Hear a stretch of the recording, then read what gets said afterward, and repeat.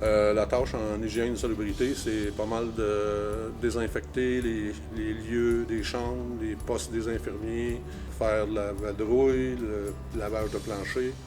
La désinfection, c'est du high touch qu'on appelle en termes en entretien ménager. On fait des high touch à tous les jours. Nettoyer toutes les salles de bain à tous les jours. Tout est nettoyé à tous les jours. Que ce soit une chambre, que ce soit un bureau de médecin qui reçoit de la clientèle, c'est nettoyé à tous les jours. Et moi, je suis là pour qu'il y ait un endroit propre puis sécuritaire pour eux. Mais il y a plusieurs secteurs, comme il y a l'urgence, il y en a qui vont faire des salles communes, le soir, ça va être des bureaux plus, des chambres, salles de bain, des salons d'invités.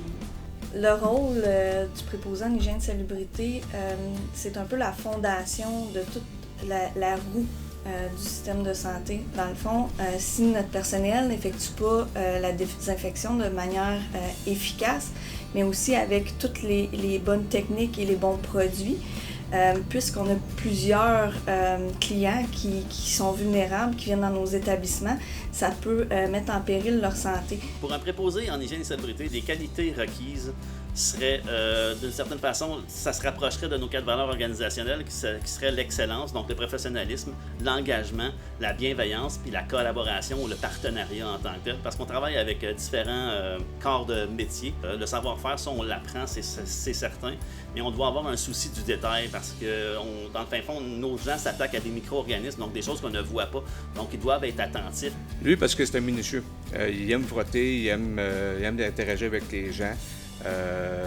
Fait qu'habituellement, c'est un bon potentiel. Vraiment, quand quelqu'un qui est minutieux, toujours jovial, toujours ponctuel, toujours arriver à temps son ouvrage et finir à temps, ça peut être des bonnes qualités. C'est pour ça qu'on dit que c'est pas n'importe qui peut devenir préposé à l'hygiène et salubrité. Nous, de notre côté, pour le recrutement, c'est sûr que le minimum demandé, c'est un secondaire 3.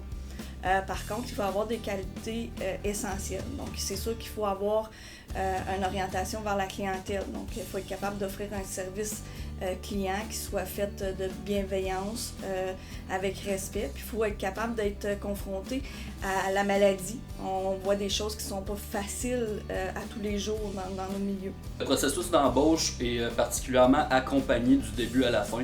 Aussitôt que vous donnez votre candidature sur le site du CIS de l'Outaouais, vous êtes pris en charge du début à la fin par le service de ressources humaines pour vous assurer de remplir toute la documentation nécessaire. Ensuite de ça, vous avez une journée d'accueil aussi pour vous expliquer toutes les particularités du système de santé jusqu'à ce que le gestionnaire rentre en contact avec vous pour planifier votre formation et vous faire commencer à travailler sur le terrain. Donc la formation consiste à 2 jours théoriques.